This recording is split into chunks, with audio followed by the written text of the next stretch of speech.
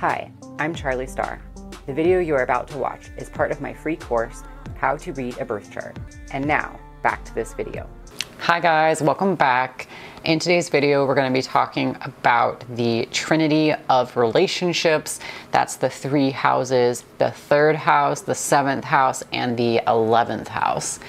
In this video, we're also going to start contrasting the house topics with the house that is on the opposite side, because the houses have relationship to the house that's across the way from them and shares things in common. So since we've already learned about the first house, the ninth house, and the fifth house, we'll be able to contrast and compare the topics of those houses with the topics of these houses. Okay, the first house in the Trinity of relationships is the third house. The third house is going to cover any relationships or people who we communicate with that is preliminary. Let me explain what I mean. The first people that you interact with on a peer-to-peer basis is often your siblings. Therefore, the third house generally signifies siblings. Siblings is one of the relationships signified here. Another relationship that's signified here is people that you went to school with, and that would be primary school. So this is going to be anyone from pre-K through 12th grade. I used to think this was just early childhood education because that's often how it's described in books, that the third house is early childhood education. So I was thinking early childhood education, I mean, that's probably like 5th grade and below, right? And then I started to seeing transits from it talking about people I went to high school with. So, I mean, this is anything that is not college, anything up to high school. And the people that you went to school with, they're also indicated by this house. Early childhood education in general is indicated by this house, and I've seen challenging signs and aspects here indicating difficulty in early learning, like having learning disabilities or being, just having difficulty learning things. Because this is also early learning, it also rules the topic of practical learning, anything that is really essential to get by, learning these sorts of trades. That's another way in which it contrasts the ninth house. So if the ninth house is anything beyond 12th grade, so if that, that's our college, that's our degrees, our PhD programs, and also becoming masters of any particular topic or field. On the other hand, the third house being pre through 12, it's also talking about just like practical skills in life. So this is also trade schools. I would say this is trade schools. A trade school could possibly fall in either the ninth house or the third house, but to me, especially if it's a shorter course, it's probably going to be a trade school. So it's probably going to be third house. So like anything that you're learning that is a specific skill and you're learning that, whether you're taking a class for it or not, is going to be a third house thing. If you're learning another language, that's definitely a third house thing, because the third house also talks about communication. So why communication? Communication is a vehicle that efficiently takes you from one thing to the other thing. With that being said, this also means that short distance travel is ruled by the third house, in contrast to the ninth house, which is long distance travel. So if the ninth house is foreigners and traveling outside of the country, then the third house is commuting to work. It's getting by in your own house, actually even short distance travel, you guys. Like I had a third house accident that broke my ankle, and I was laughing because I was like, it's affecting my short distance travel. I can't drive, and I also for a while was having a hard time just getting from like the living room to the kitchen. Okay, so I don't know, it's kind of funny to me, but short distance travel, you guys, and that's a subjective thing, right? So something that might be short distance for me might be long distance for somebody else. So again, sometimes these things can fall into the third house or the ninth house. but short distance travel is 3rd house, long distance travel is the 9th house. And with that being said, because it also rules short distance travel and the vehicles that take us there, that is going to be your cars, that's going to be trains, that's going to be buses, that's going to be like anything that takes us from point A to point B, which includes language. That's why communication is here. Language is here. Language is a tool that gets us from point A to point B.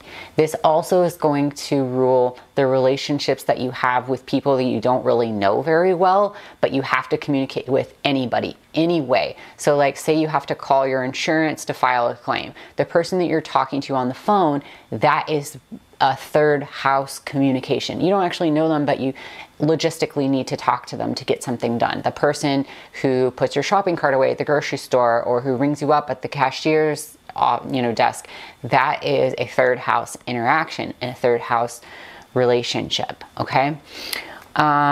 Anything else? Just one thing about communication.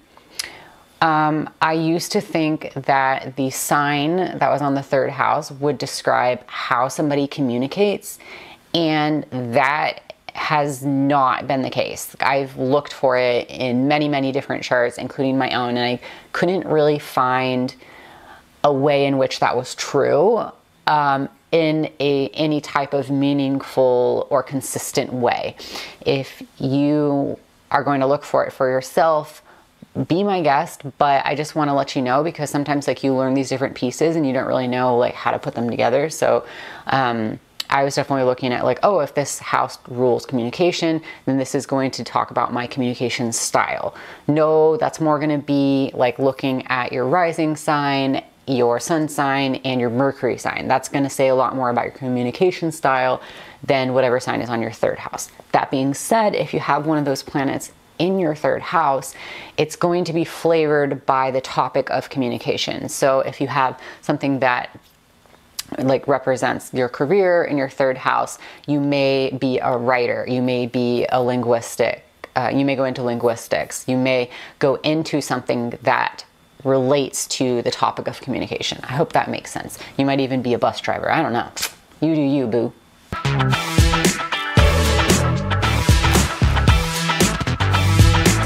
Okay, the next house in the Trinity of relationships is the 7th house.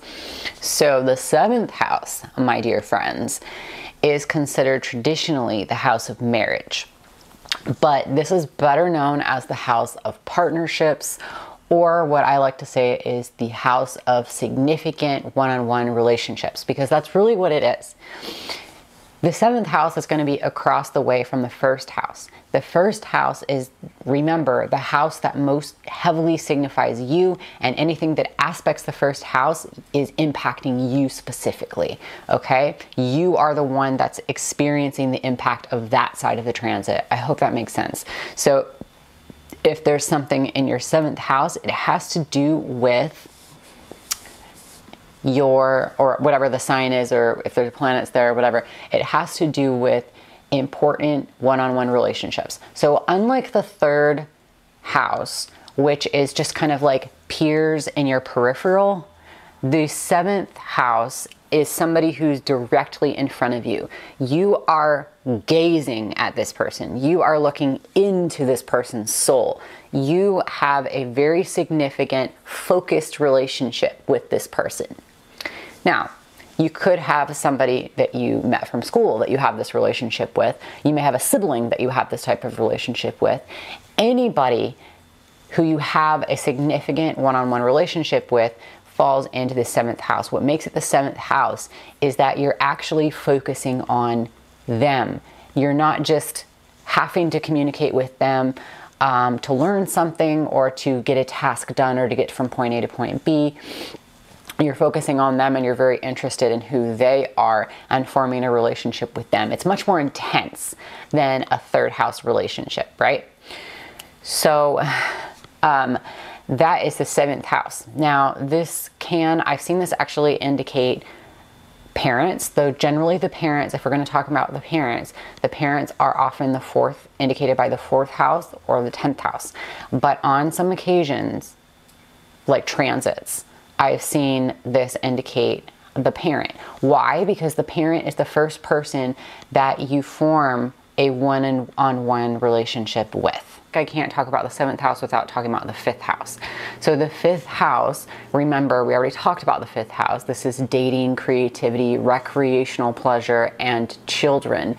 So if the 5th house is dating and sex, and then your 7th house is significant one-on-one relationships, you're definitely going to have people that are bouncing from the 5th house to the 7th house, because the people that you date eventually become somebody that you have a serious relationship with, right? So one thing that I joke about with my friends is like, oh, did he graduate from the 5th house to the 7th house or something like that, right?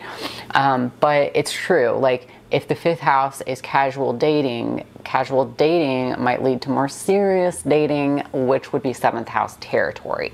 Okay, you see, you feel. So there's a relationship there, and the 5th house and the 7th house are in a sextile to each other, which is an opportunistic aspect, which we haven't gotten to the aspects yet in detail, but I just can't help but point this out, you guys. So the 7th house is in opposition to the 1st house. That's always like an intense sort of like push and pull energy. So that's more describing the energy of the person, the relationship of the person that is falling in the 7th house. And then the relationship between the 7th house and the 5th house is one of like an opportunistic jump. So people can jump from your 5th house to your 7th house if you get more serious with them.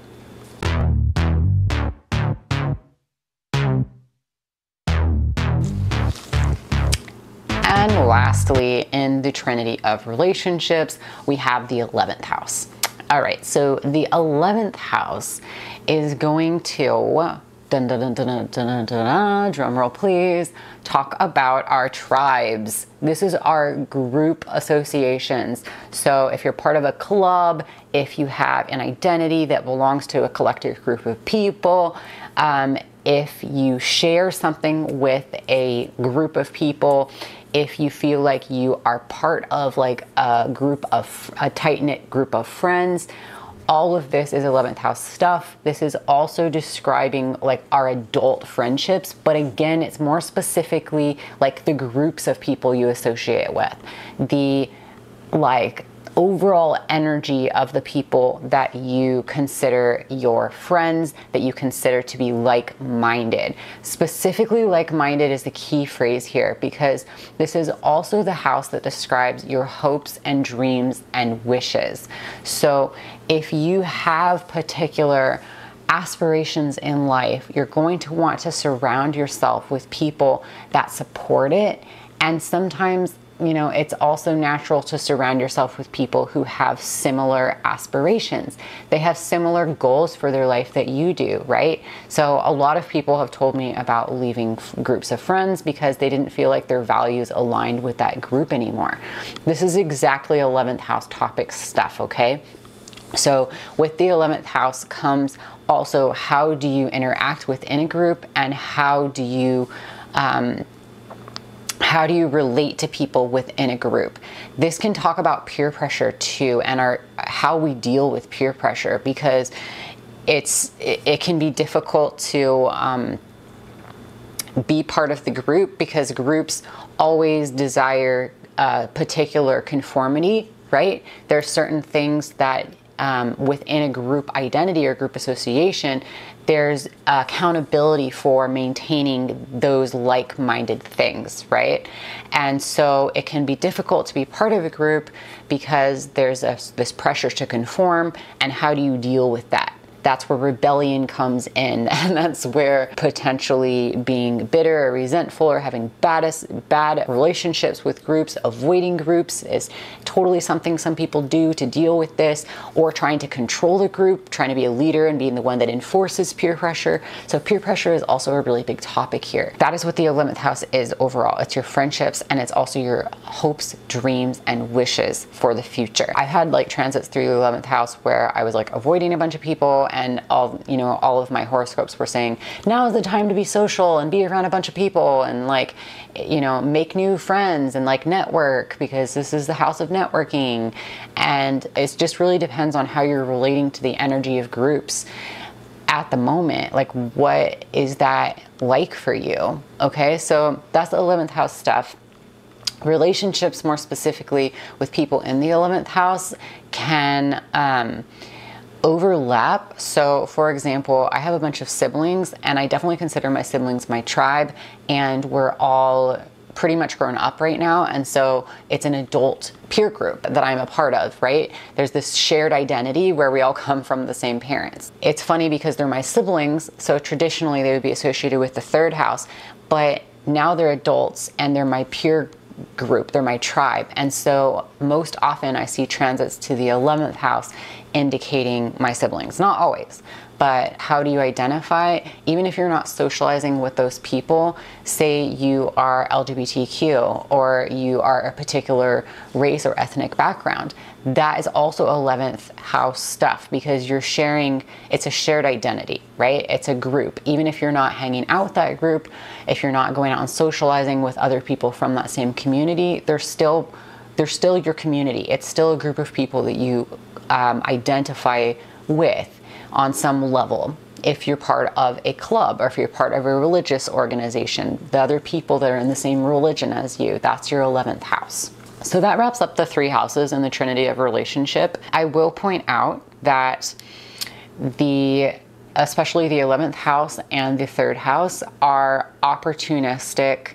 These interactions with other people stimulate our mind and open our mind to new ideas and new experiences and new opportunities. When we have an intense relationship that's one-on-one with somebody, that would be the 7th house relationship, this is something that is also going to be even more transformative, because that aspect to the 7th house is a much more intense aspect. And so it's going to be like somebody cutting you like a knife to see what's inside of you, and you're doing the same to them.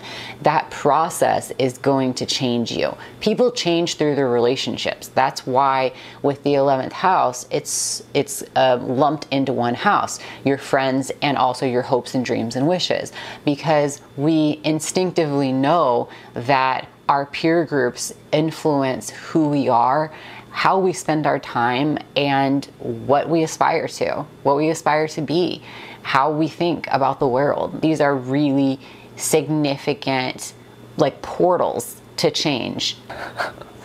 Okay guys, I hope you enjoyed this video. If you did, please give it a thumbs up and join me for the next video where we'll be talking about the Trinity of Soul.